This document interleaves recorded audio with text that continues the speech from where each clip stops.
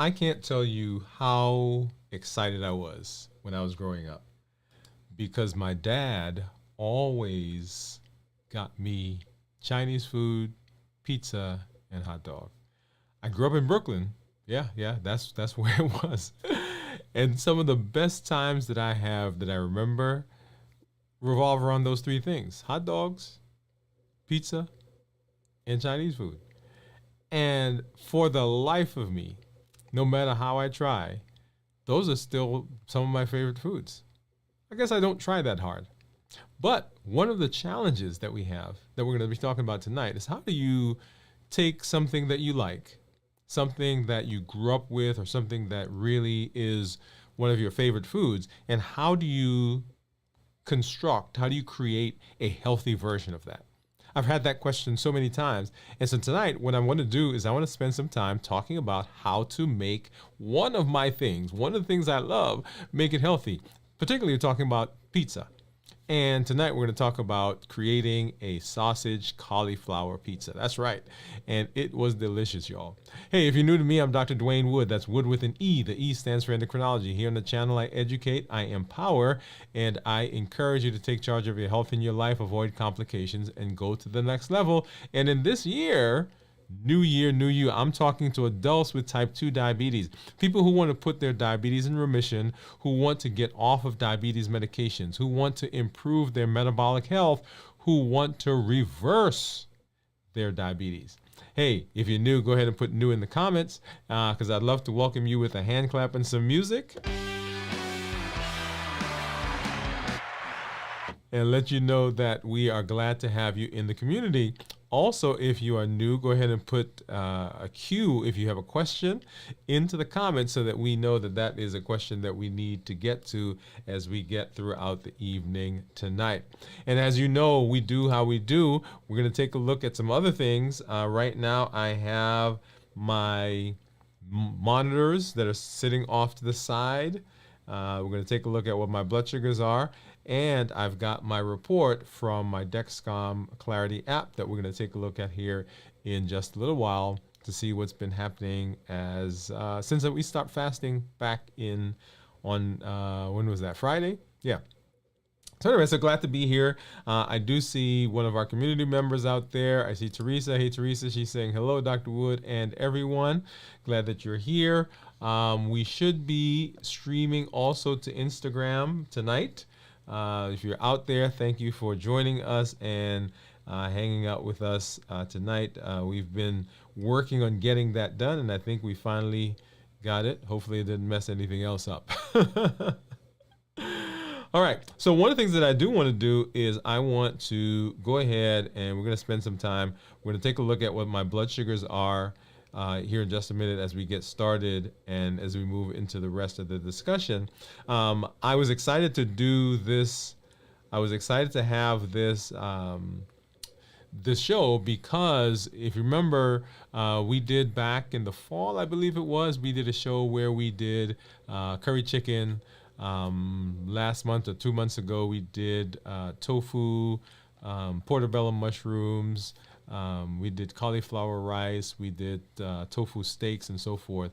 So, palpitations after we're done. And so this was an exciting one for me because there are some other things that we're doing. And so my hope is as we go throughout the year that you'll see the shows punctuated with either this as one of the shows or we'll have an additional show at some point. For those of you who are in a community, maybe we'll do that in one of our groups. But tonight we're talking about the cauliflower, the sausage cauliflower pizza. Lost my thought there for a minute. But let's hop over and let's go ahead and take a look at what some of my blood sugars are doing. And I do see a question out there. Teresa, I do see your question. I'm going to go ahead and star that. And we'll come back to that here in just a little bit. Okay? All right. So let's see. So first of all, let's take a look at my Libre. So my Libre right now is saying that my blood sugar is 72. And by the way, yesterday at 9 o'clock was was the last time I ate, 9:30-ish. So I wanted to do a couple of things this week. One of the things that I've had people ask me about is what do you do when you come out of a fast, and what is your regular routine? And my regular routine was kind of a 16-8. I'm actually changing that, probably more like a 18-19 plus, right? And so pretty much eating either two very short meals or one meal a day. And you'll see there, so I still have, what, 2.5 hours within my eating window, right? So I've been fasting since 9:30 last night. So 9:30 tonight would be 24 hours. I'm not planning to do a 24-hour fast. This is just, there are people who are out there right now who are wanting to do a 23, 22-hour fast, eat one meal a day. And so I wanted to show you what blood sugars do within a day, right? Because a lot of people don't think that blood sugars can improve within a day. And there you have it. So this is about 12 hours now. But I've been basically fasting for 20, 21, 22 hours, right? The plan for those people who are doing this type of fast is that they're going to eat, and the blood sugar, of course, will start over, and then tomorrow it'll go down again. But anyway, you see that, and we'll talk more about that as we get into the fasting for the rest of this week. But I wanted to make that point for you as you're looking at the blood sugar that you see on the screen. And then, of course, taking a look at my Dexcom, and my Dexcom says that my blood sugar right now is an 86, okay? So 86 for the Dexcom, and of course for the Libre. And let's hop over and let's take a look at what my finger sticks are going to show on my Clarity app. Not my Clarity, but my Keto Mojo and my Contour. And you may see on the screen, let me pop this off so you can get a better look. So I've got a tray here, and within this tray, I've got several different types of lancing devices, lancets. Let's see. This is the one that we've been using, right? And it's just basically a lancet. There is another one here that I've got in this tray. And then, of course, these kind of automatic spring-loaded ones. So anyway, so I brought a bunch of those because I'm always looking for lancets. So I'll move that up. I think I'll try one of these today. Okay, so let's go ahead and let's pop over and we'll take a look at our blood sugars. Then we get into our discussion for this evening. So first, let me grab a test strip.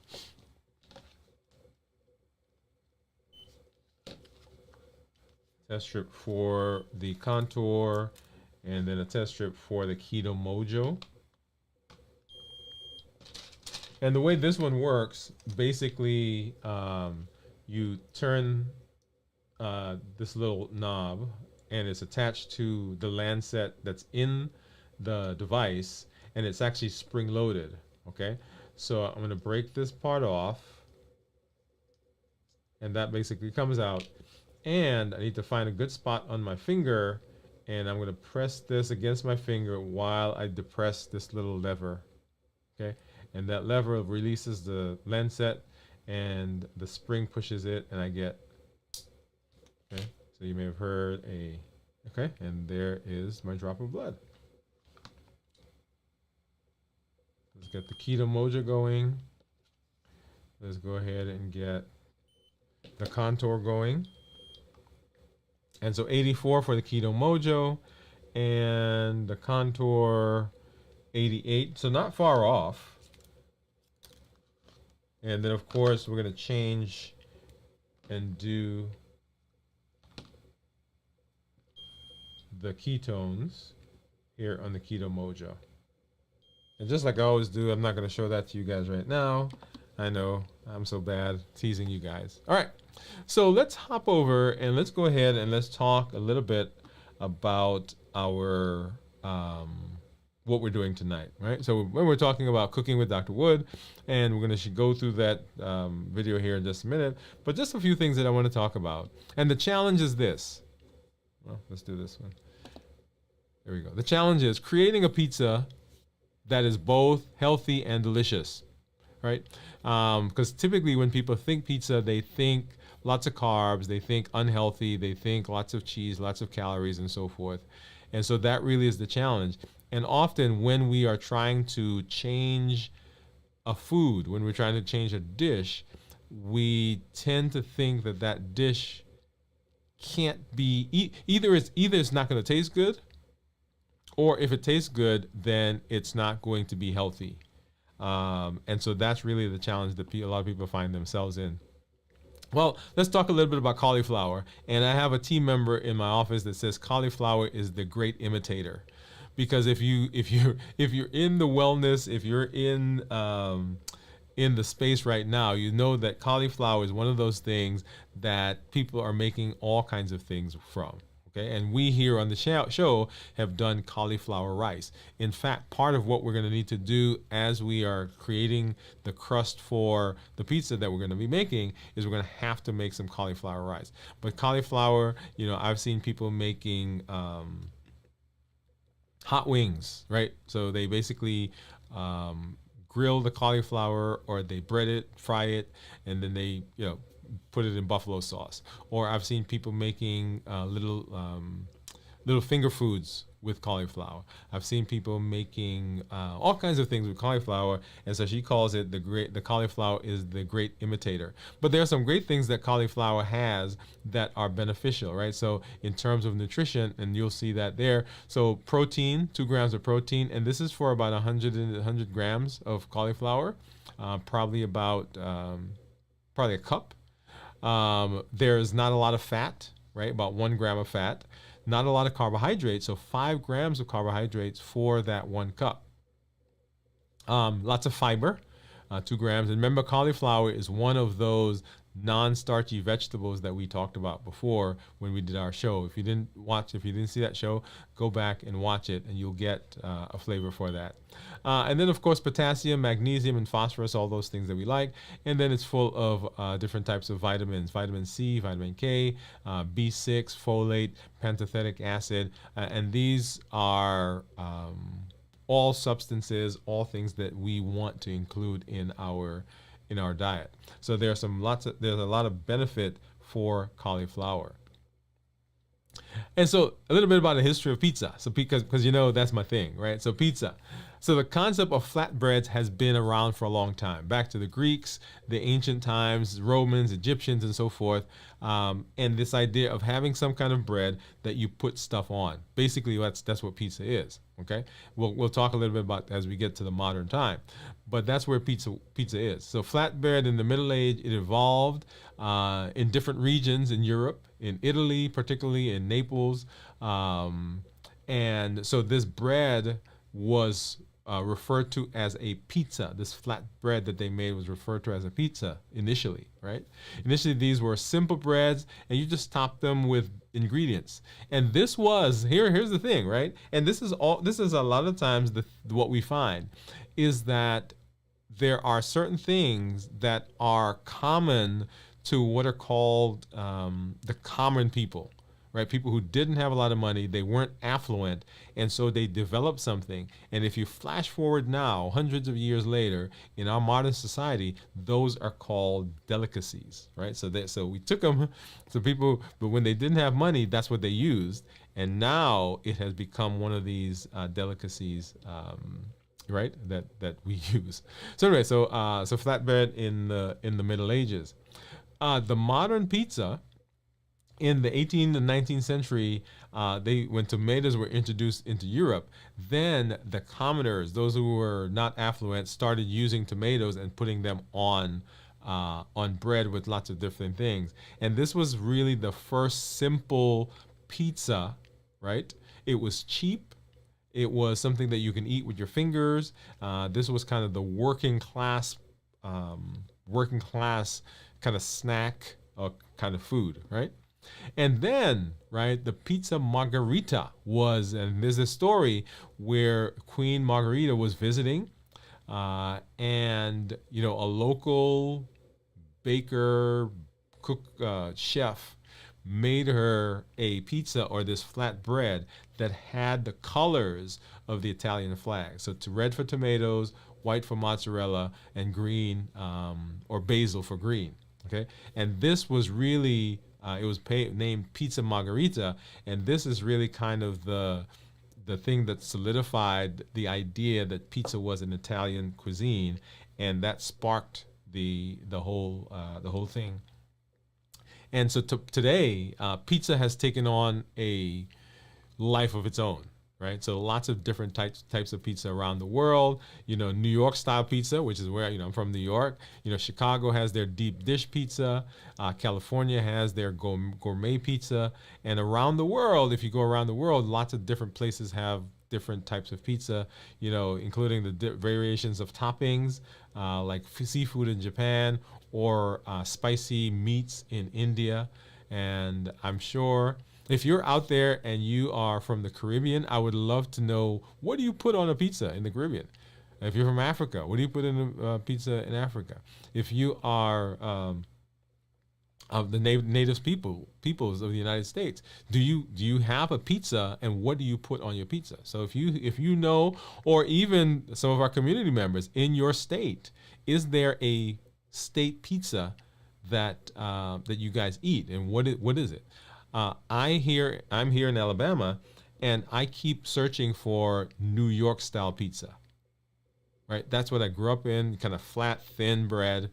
I have grown to like deep dish, but when I was growing up, it was really it was not deep dish. It was a flatbread, basically flatbread.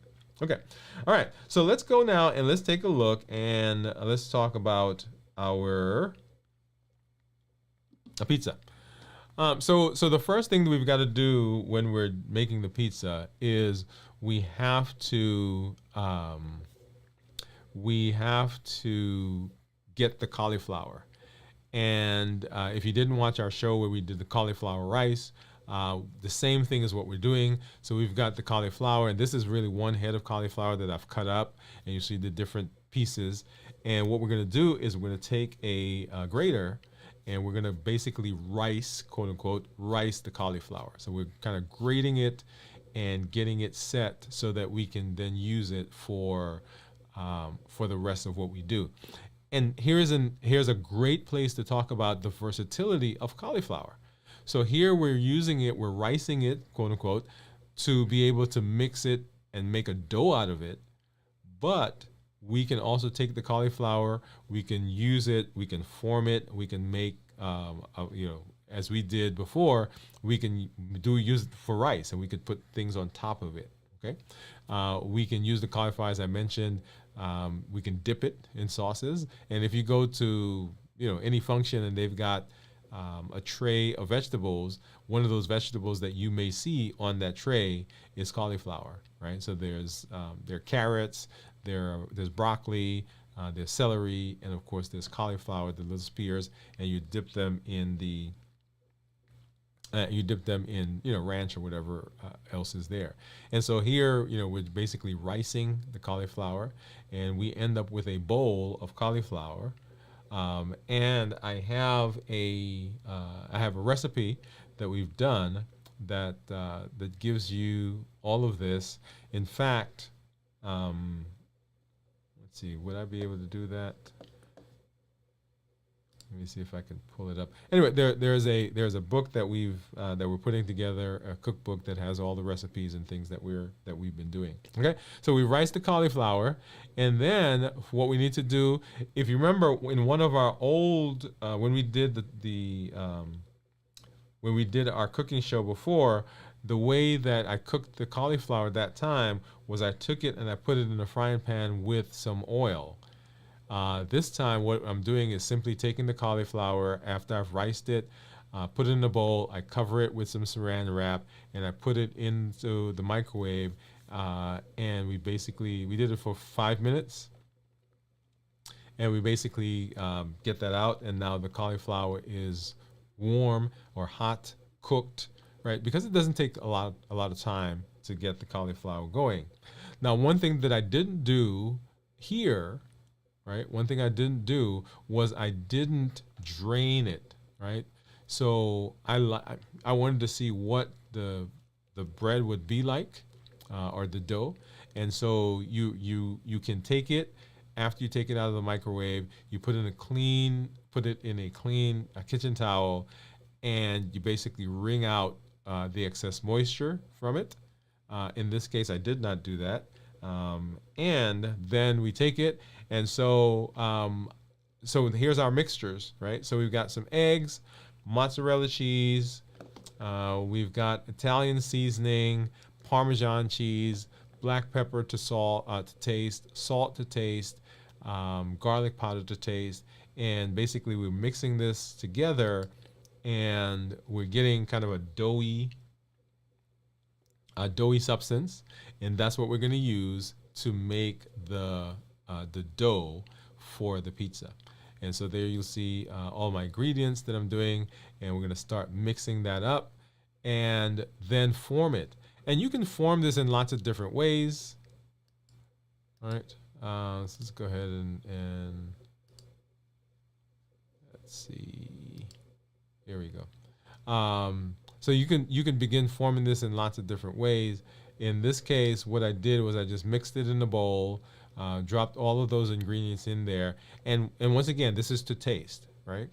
So and we do have that recipe that we used to make this, and it will be available on our website that we'll have.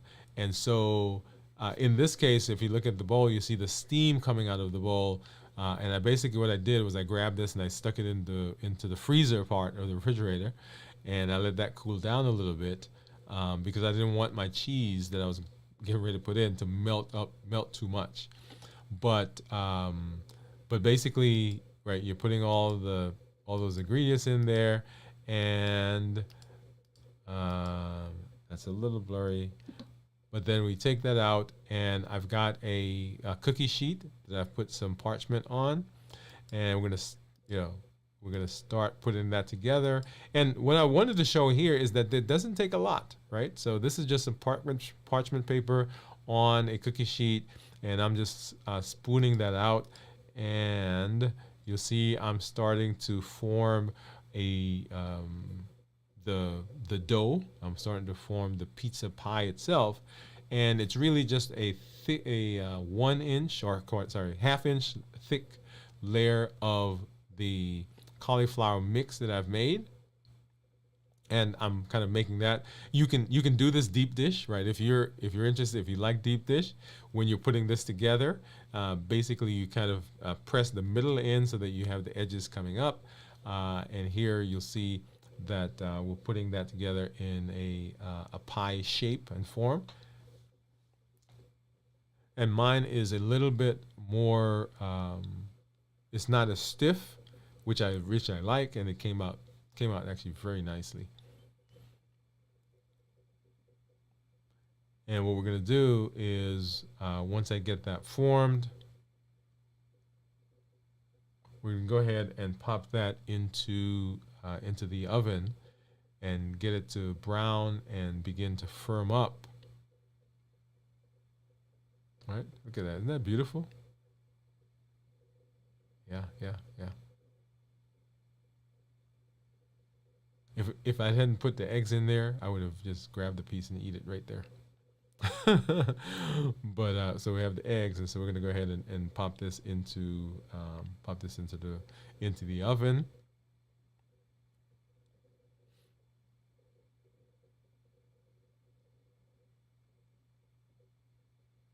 Okay, and look at that, right? So that in itself, right, beautiful. That really looks kind of like a New York pizza, right? It doesn't have any toppings on it, but it's nice and crusty. You see the edges there, and you actually see the top of the pizza. So you see the seasonings, the Italian seasonings that's coming through it. And so then I have smoked sausage that I've done. This is beef sausage that we're doing. And so we're going to put the cheese on top of it.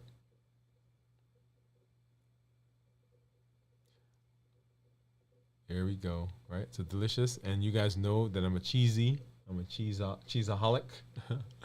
So So we got the cheese that we're gonna put on, and then we're gonna cover that um, with the sausage here in a minute. And you can really put this. We're doing a sausage pizza, but this was what I wanted to do. You can do vegetables. You can do other types of meats if you're interested. I have somebody who told me that they made a barbecue chicken pizza. Basically, they took the chicken, chopped it up, and cooked it with barbecue sauce, and then they topped the pizza with that. Here, I'm not using any vegetables, but you could put onions on there. You can put olives if you like olives. All the normal, everyday things that you would put on a pizza, you can put here as well, right? Because the only difference that we're doing right now is we're changing the dough from using flour. Right now we're using the cauliflower. Okay, and so that cuts down on the carbohydrates. It cuts down on the starches, right? And it is a healthy version of this. Doesn't that look good? Right, beautiful, beautiful. Right, and so we're going to take this and we're going to pop it into the oven.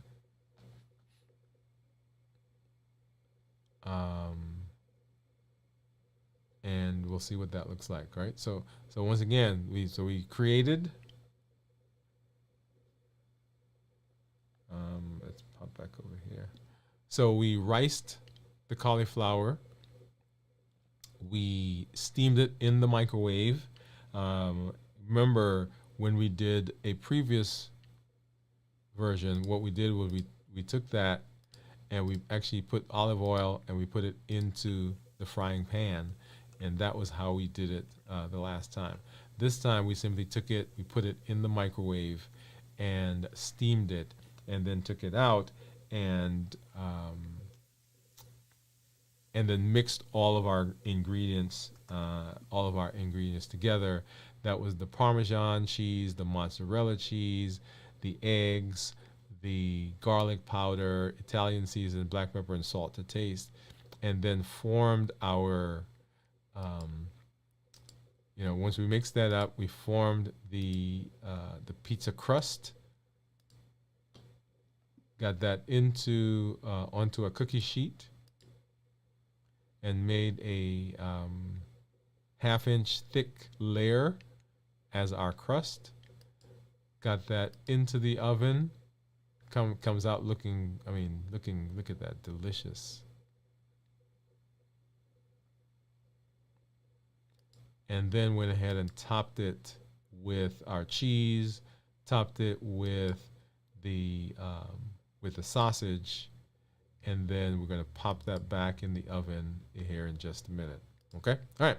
So let me pause there, and I want to hop over, and I did see Jennifer. So Teresa was here. She said hi. Jennifer came in. Jennifer said howdy. Hey, Jennifer, glad that you're here. Hey, Teresa. And Teresa did have a question. She said, I missed the show when you talked about having palpitations after a fast. I'm trying to remember which show that was, Teresa. Jog my memory, if you don't mind. Just drop something else. And then I see some folks over on Instagram. Thank you guys for coming through and hanging out with us as we are talking about doing a sausage cauliflower pizza. I do see a good friend out there who is vegetarian. And so once again, for those of you who are vegetarian or even those of you who are vegan, this is actually a very simple way of improving a classic dish, right? A classic item. You can do the cauliflower. And you'd have to find, some, if you're into cheese, right? Because you can do this actually without cheese. But if you want to do cheese, you would have to find some vegan cheese, and we do have some in the refrigerator. And actually, I went and I had some the other day, And to be honest, when I enjoyed the vegan cheese, at least the one that we had, a little bit more than the regular cheese that I had. So I was cutting it up and eating it. But you can do that as well. And then of course the toppings. The toppings can be any vegetable that you really want to put on the pizza. Okay, all right. So let's hop back over, and I do want to talk a little bit more about making something healthy, right? About making something healthy. So we talked about pizza today, and how do we make a healthier pizza? How do we make a healthier pizza? Right? Number one, you want to choose a healthy base, and that's where the cauliflower comes in, right? You can use other things to make the pizza. There are other types of flours, if you will.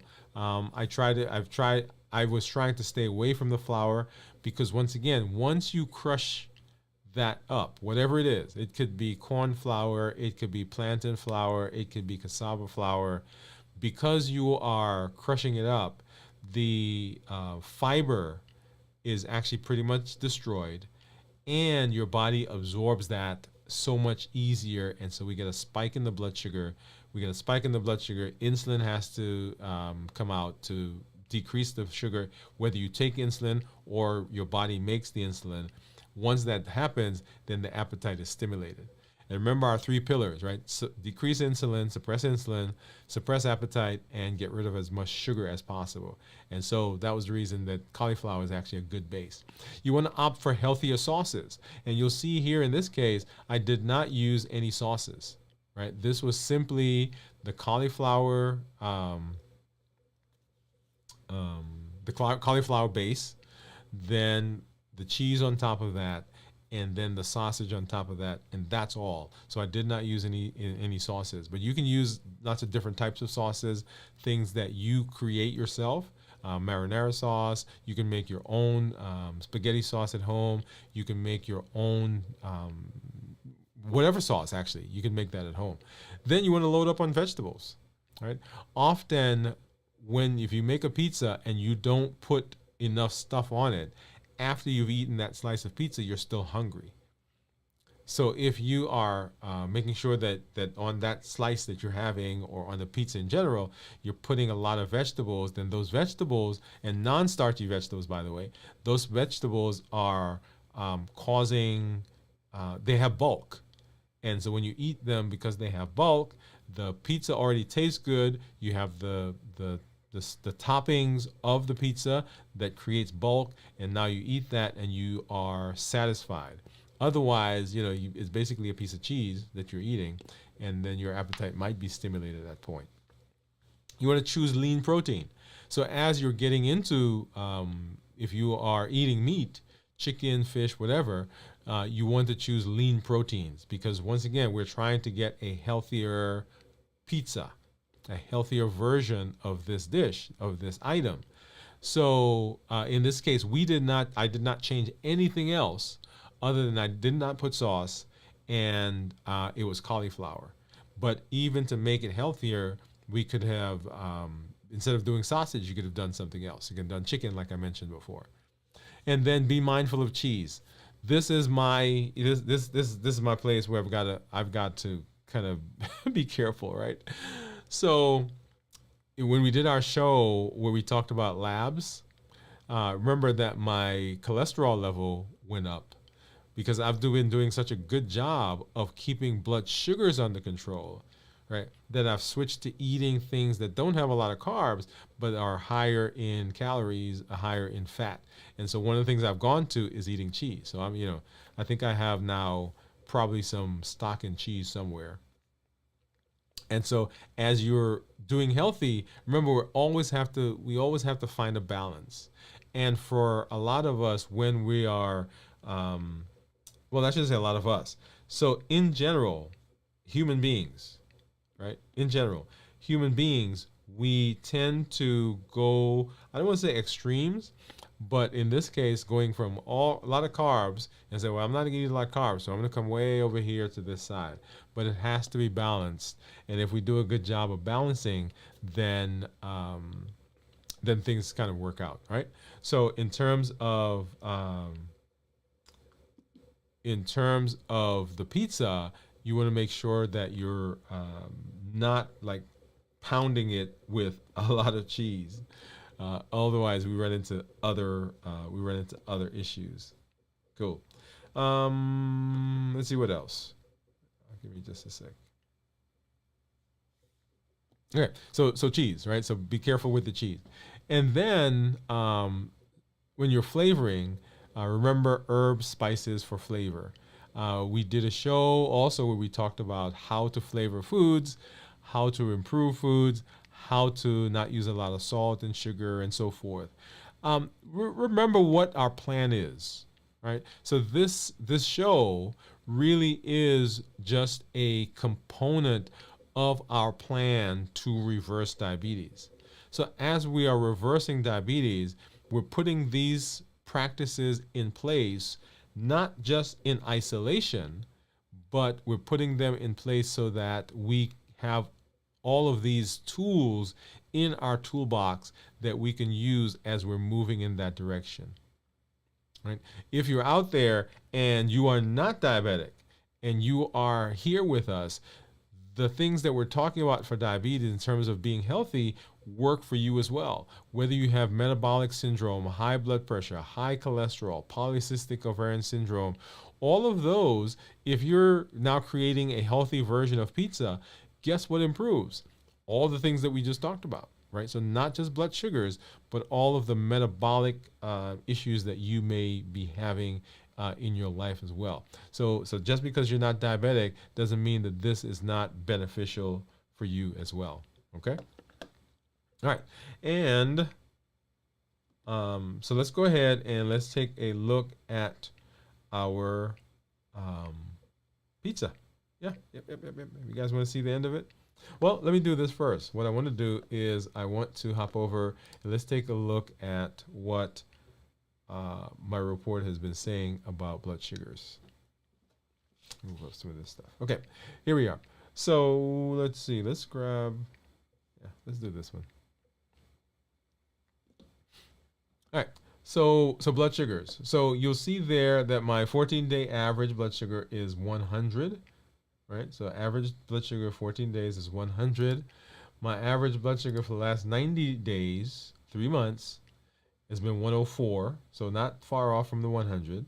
My glucose management indicator, which is a surrogate or a marker for what my blood sugars would be, or my A1C would be, is 5.8. And in fact, when we did our show, when was that? Was that last week or week before? On labs, my A1C was actually a 5.8, which is right in keeping with what this guy said that it would be. I'm in target, I'm in range 90% of the time. And that range, for those of you who are out there keeping track of blood sugar, is anywhere from 70 to 180. One point about the 70 to 180, that is a safety parameter, okay?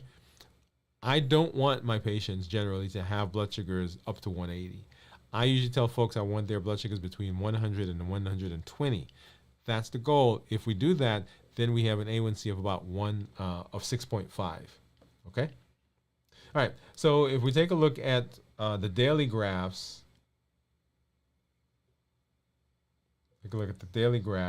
you'll see if we go back starting on Friday, and you see the blood sugars during Friday were 140s, 150s, and then Saturday, kind of the same thing, 130s, 120s, 150s. Sunday into the 60s, and then remember I said that I stopped eating last night about 9:30. So right in here, and then the blood sugars began coming down into the 100s. And I want you to note reversing diabetes, right? We've been asking folks to fast for 1 24-hour period. And people say, well, 24-hour period, does that make a difference? And you can see it there on the screen for yourself. It does make a difference, because if you're not putting anything in, you're not putting any calories in, you're not putting any carbs in, then the body has to use the energy that it has on board. Has to use the carbohydrates that are on board. And as it uses that, the blood sugars go down. During the course of having these blood sugars go down, guess what you don't have to do? You don't have to probably take any insulin during that time. Your body is not having to spike your insulin up. If that doesn't happen, then the appetite gets suppressed. Remember the pillars. Number one, we want to decrease our insulin. Number two, we want to suppress the appetite. And number three, we want to get rid of as much sugar as possible. Right? So there it is. And so that gives us a good indicator of what happens. And so when I eat here before 9 o'clock, right? So we'll see the blood sugar spike up and then come back down as we begin another 24-hour period. And I wanted to specifically show those of you who are out there who are working on a particular fasting regimen that even a 24-hour period fasting does have benefit, because during the time when you're not eating, then those blood sugars are coming down. All right. Okay. So let's go ahead and take a look at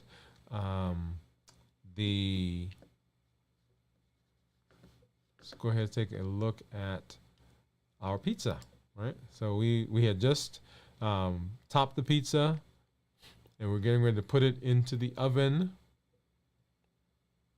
Right. So we've riced it, we've cooked it, microwave, we've mixed it, we've formed our dough, we created the pizza, we put it in the oven so that it began cooking, and it got a little harder, firmer, and we put it in, and we added our toppings, which is cheese and our sausage, and now we're taking our pizza out, and look at how delicious that looks.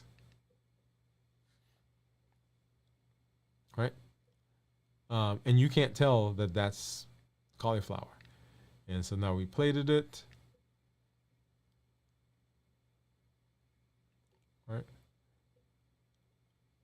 Wow, delicious, delicious, delicious.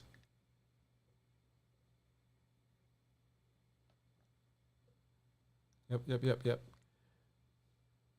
And so, sausage, cauliflower pizza, a healthy version of this amazing dish. And I made it, and I have some more cauliflower. I bought 2 heads of cauliflower that's in the refrigerator, and I'm getting ready to make some. And then this week, I'm going to make some. I was planning to make it on this weekend, but I didn't get a chance to do it. But this week I'm making some. We have some other things that we picked up that are in the refrigerator right now, picked up from the grocery store, that we're going to be doing, and putting those together so that we can see that you can have healthy versions of the things that you like. Okay? If you have a particular dish that you have out there that you want to see us attempt, notice I say attempt, right? Because I am not a chef, right? I do play one, but I love to cook. My dad was an amazing cook, an amazing chef. A lot of the things that I cook and the way that I eat, the flavors that I like come directly from eating his food. There are some things that I have that are specific to my culture that I am going to be working to improve, working to have a healthy version of it. And, we'll share that with you as well. But if there's something out there that you want us to try, go ahead and drop that in the chat, because we would like to come alongside. Because remember, this community is a part of helping us in terms of reversing our diabetes, and we do that as we work and move together. Hey guys, this is a great place for us to do the thought of the day, so let's go ahead and let's do that right now.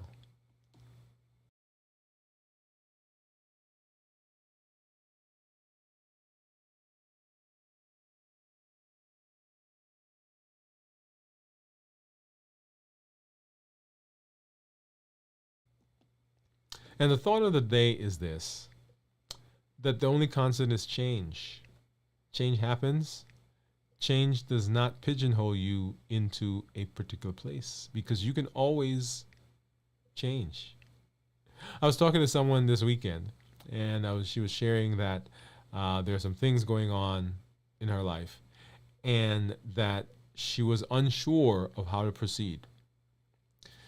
And the issue was that I think in her mind, if she made a decision, that decision was permanent. And often that is what happens for us. Sometimes we don't make a move because we think we don't make a decision because we think the decision that we make, once we make that decision, that's forever. And change always happens. There's changes in our health. There are changes in our health. There are changes in our careers. There are changes in our education, in our jobs, in our home where we live, right? Changes in our vehicles, in our clothes. Change happens. And just because you have made a decision does not mean that you cannot go back and make a change. Many of us have made decisions in terms of our health. And there are some damaging things that have happened in our health. There are some health choices. There are some health benefits. There are some health habits that we have developed. And we think that we are stuck going down that road. And I want to convince you, I want to encourage you and tell you that that is not true. If you are having healthy habits, you have healthy lifestyles that you've developed, let's continue to strengthen those. If there are things that have happened, if there are behaviors that you are now engaged in terms of the types of things that you eat, the way you eat, how often you eat, how much you eat, those are learned behaviors. And just because you've done something a certain way doesn't mean that you have to do it the same way all the time. Just like things in life change, just like we change in all other aspects of our life, in everything that we do, there's the opportunity to change. And here in our health, there's also the opportunity to change. You can make a difference. As you've heard me say before and over and over and over and over, you can be the voice for change for others, but you can also be the voice of change for yourself. So as you are thinking about your health, as you are working to put your health in a better position to be successful, as you are thinking about reversing your diabetes, improving your metabolic health, remember, it's not permanent. Change happens. The only constant is change, because things are always changing. And that is our thought for today.